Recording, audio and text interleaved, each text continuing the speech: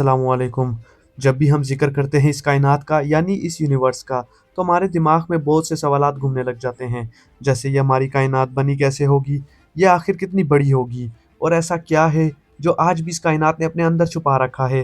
तो दोस्तों वैसे तो इस कायनात ने अपने अंदर बहुत भयानक राज़ छुपा रखे हैं, लेकिन जो सबसे भयानक हमने देखा है, वो है ब्लैक होल।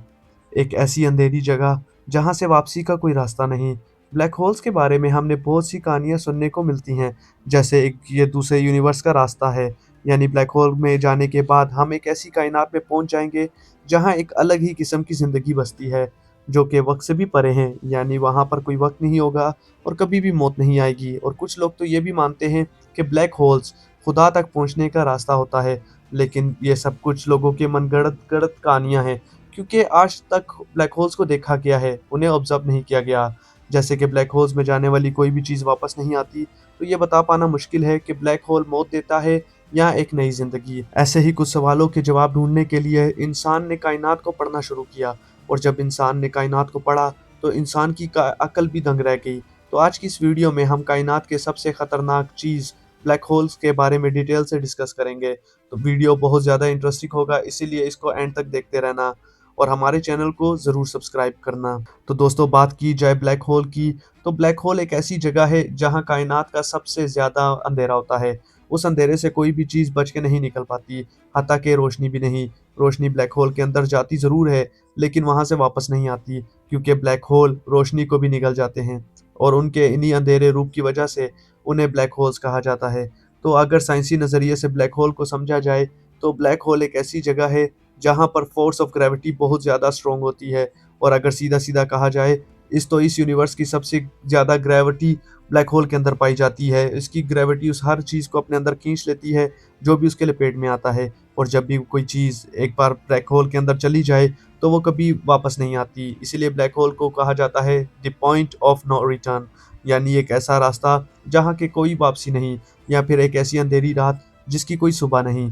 ब्लैक होल में जाने के बाद फिजिक्स का कोई लॉ काम नहीं करता, हत्ता कि न्यूटन की ग्रेविटी के लॉस भी ब्लैक होल के अंदर फेल हो जाते हैं। यानी ब्लैक होल हमारे यूनिवर्स का एक खौफनाक और दिलचस्प चेहरा है, जिसे समझ पाना आसान नहीं। ये तो होगी ब्लैक होल की तारीफ कि ब्लैक होल होता क्या है। अब हमें अगर ब्लैक होल को बहुत ज़्यादा समझना है, तो हमें कुछ सवालों के जवाब ढूंढने पड़ेंगे, जैसे कि ब्लैक होल बनता कैसे है? क्या होगा कि अगर हमारी अर्थ एक ब्लैक होल के अंदर गिर जाए और हमारा सूरज ही ब्लैक होल बन जाए, तो हमारे सोलर सिस्टम का क्या होगा? तो ऐसे ही कुछ सवालों के जवाब ढूँढकर हम समझ पाएँगे कि ब्लैक होल आखिर क्या भला है। तो टाइम ज़ाया अब किए बगैर अपने सवालों के काउंटडाउन शुरू करते हैं। क्वेश्चन नंबर 10, एक ब्लैक होल बनता कैसे है? इस सवाल का जवाब ढूँढने के लिए हमें 100 साल पीछे जाना पड़ेगा, यानी 20वीं सदी में, क्योंकि 20वीं सदी के लोगों को लगता था कि ब्लैक होल जैसी चीज़ कोई नहीं। उनके लिए ये सिर्फ़ किस्से कहानियों जैसा था। 1916 में एक साइंटिस्ट थे जिनका नाम था कार्ल श्वार्ज़चाइल्ड। उन्होंने आइंस्टाइन की जनरल थ्योरी ऑफ रिलेटिव का इस्तेमाल किया कि अगर हम किसी भी चीज़ के साइज़ को बहुत ज़्यादा कंप्रेस कर दें, तो वो एक चीज़ ब्लैक होल बन जाएगी। आप तो ये तो जानते ही होंगे कि आप किसी चीज़ को कंप्रेस करते हैं तो उसका साइज़ छोटा हो जाता है। तो सर श्वार्ज़चाइल्ड के मुताबिक जब भी हम किसी मैथ्स को हद से ज़्यादा कंप्रेस कर देंगे, तो वो एक ब्लैक होल बन जाएगा। यानी एक हमारी एक अर्थ की साइज़ को बहुत ज़्यादा छोटा कर दिया जाए, तो हमारी अर्थ भी एक ब्लैक होल बन जाएगी। ख़ैर उस वक़्त तो इस थ्योरी को मज़ाक समझा जाता था, लेकिन 1971 में जब ये थ्योरी हकीकत बन गई, क्योंकि 1971 में साइंटिस्ट ने इस कायनात का सबसे पहला ब्लैक होल देखा, जिसे देखने के बाद ये पता चला कि हाईली कंप्रेस्ड है। वो ब्लैक होल हमारी ज़मीन से 6000 लाइट ईयर की दूरी पर है। और अगर आप लाइट ईयर का नहीं पता, तो मैं आपको बताता चलूँ कि लाइट ईयर का मतलब होता जहाँ लाइट को पहुँचने में 1 साल लग जाए। यानी एक अगर प्लैनेट पर सूरज की रोशनी को पहुँचने में 1 साल लगेगा, तो इसका मतलब है कि वो प्लैनेट सूरज से 1 लाइट ईयर की दूरी पर है। जो ब्लैक होल सबसे पहले डिस्कवर हुआ था, वो था हमारी ज़मीन से 6000 लाइट ईयर की दूरी पर। यानी हमारी ज़मीन से उस ब्लैक होल का लाइट भेजी जाए, तो उस लाइट को वहाँ पर पहुँचने में 6000 साल लग जाएँगे, और हम अब अच्छी तरीके से जानते हैं कि लाइट इस कायनात की सबसे फ़ास्ट चीज़ है। क्वेश्चन नंबर 9, ब्लैक होल्स कितने टाइप्स के होते हैं? तो दोस्तों 1971 से लेकर अब तक साइंटिस्ट बॉस ने बहुत सारे प्लैनेट्स को और ब्लैक होल्स को देख चुके हैं, जिनमें से अभी तक 4 टाइप्स के ब्लैक होल्स देखने को मिले हैं। Miniature black hole, stellar black hole, intermediate black holes और सुपरमैसिव ब्लैक होल्स।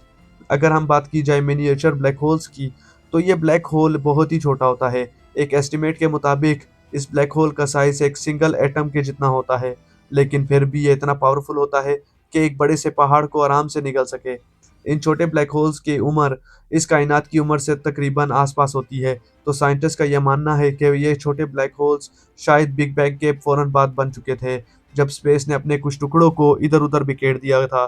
तो मिनिएचर ब्लैक होल्स के बाद आते हैं स्टेलर ब्लैक होल्स पर, जिनका साइज़ हमारे सूरज से 10 से 15 गुना या 20 गुना तक बड़ा हो सकता है। ये ब्लैक होल्स सुपरनोवा के बाद बनते हैं, और सुपरनोवा तब होता है जब एक बहुत बड़ा स्टार हम मरता है। तो ये स्टार हमारे सूरज से कम 25 गुना ज़्यादा बड़ा हो सकता है, और ये जब मरता है तो ये फट जाता है, और इसके फटने से इतनी ज़्यादा रोशनी फैलती है कि जो कि सूरज की रोशनी से भी ज़्यादा अरबों-खरबों ज़्यादा होती है, और इसके अंदर से एक इतनी हाई एनर्जी रिलीज़ होती है कि उसकी रोशनी एक गैलेक्सी में कई हफ्तों तक रहती है। स्टार के मरने के इस अमल को सुपरनोवा कहा जाता है, और सुपरनोवा के बाद बनता है स्टेलर ब्लैक होल।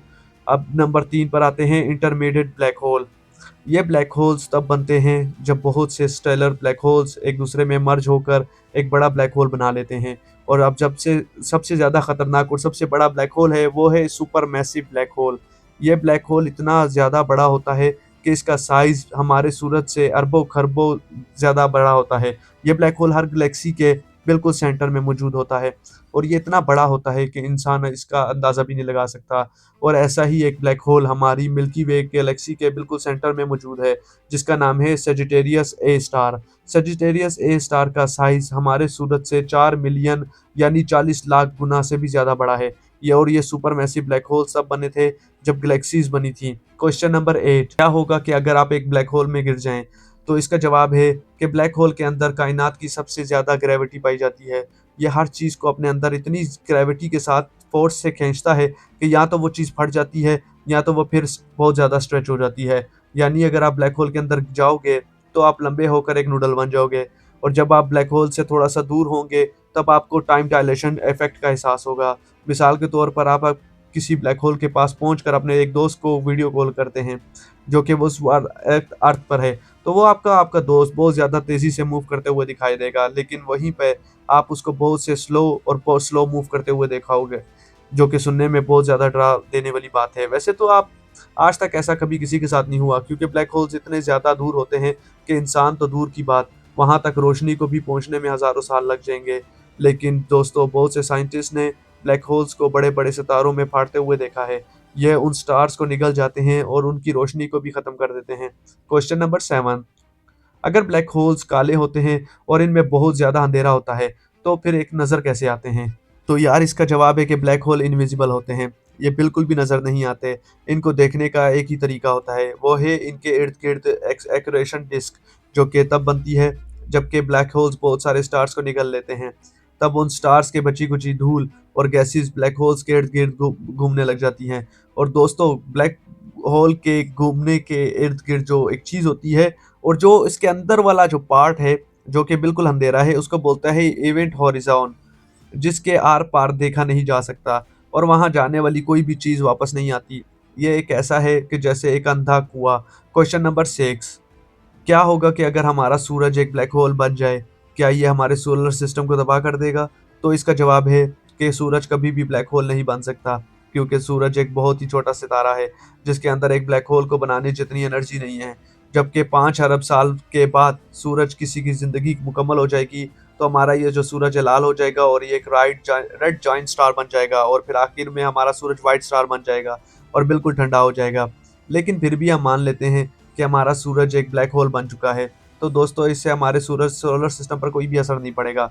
सभी प्लैनेट्स उस ब्लैक होल के इर्द-गिर्द घूमने लगेंगे, जैसे वो सूरज के इर्द-गिर्द घूमते हैं। लेकिन फिर प्रॉब्लम ये होगी कि हम सूरज की रोशनी हमें नहीं मिलेगी, जिससे हमारी अर्थ पर ज़िंदगी खत्म हो जाएगी। क्वेश्चन नंबर 5, अगर ब्लैक होल्स इतने ज़्यादा खतरनाक होते हैं कि वो अपने आसपास किसी भी चीज़ को नहीं छोड़ते, तो क्या कभी ऐसा हो सकता है कि ब्लैक होल्स हमारे गैलेक्सीज़ को ही खा जाएँ?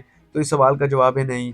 माना कि ब्लैक होल बहुत पावरफुल होते हैं, लेकिन ये इतना पावरफुल नहीं होता कि एक पूरी गैलेक्सी को ही खा जाए। एक गैलेक्सी बहुत बड़ी होती है, और ब्लैक होल गैलेक्सीज़ के सामने नज़र भी ना आए। क्वेश्चन नंबर 4, अगर हमारी अर्थ एक बड़े से ब्लैक होल के अंदर गिर जाती है, तो हमारी अर्थ का क्या होगा? तो इसका सब जवाब है कि हमारी अर्थ ब्लैक होल के अंदर बहुत ही आराम आराम से जाएगी।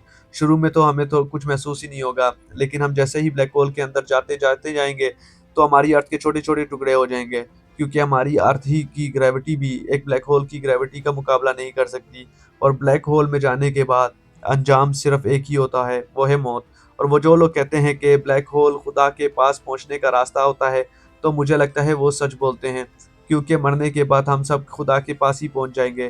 क्वेश्चन नंबर 3, क्या ब्लैक होल से बचने का या फिर इससे बाहर निकलने का कोई रास्ता भी है? तो इसका जवाब है बिल्कुल नहीं, क्योंकि ब्लैक होल्स की ग्रेविटी से लाइट भी बाहर निकल सकती। तो इस हिसाब से अगर हम ब्लैक होल से बच के बाहर भी निकलना हो तो हमें लाइट से भी हज़ारों गुना ज़्यादा फास्ट होना पड़ेगा, और ऐसा कभी नहीं हो सकता। क्वेश्चन नंबर 2, अगर ब्लैक होल्स इतने ज़्यादा दूर होते हैं तो उन तक पहुंचने में लाइट को भी हज़ारों साल लगते हैं, तो फिर साइंटिस्ट इतनी दूर से कैसे ब्लैक होल को देखते होंगे? तो दोस्तों इसका जवाब है कि नासा के पास इतनी ज़्यादा पावरफुल सैटेलाइट और टेलीस्कोप्स मौजूद हैं, जो कि स्पेस में मौजूद बहुत सी चीज़ों को दूर से ही देख लेती हैं। और अगर बात की जाए नासा की सबसे पावरफुल सैटेलाइट की, तो दोस्तों नासा की जो सबसे सैटेलाइट है जेम्स वेब टेलीस्कोप है, जिसको शॉर्ट फॉर्म में JWST भी कहा जाता है। यह टेलीस्कोप सूरज के इर्द गिर्द घूम रही है, यानी यह हमारी ज़मीन से पूरे 1 मिलियन माइल्स की दूरी पर है, जो कि 16 लाख किलोमीटर से भी ज़ाहिद बनती है। इस टेलीस्कोप की पावर का अंदाज़ा आप इस बात से भी लगा सकते हैं कि यह हमारी गैलेक्सी से बाहर की गैलेक्सीज और स्टार्स को भी देख लेती है।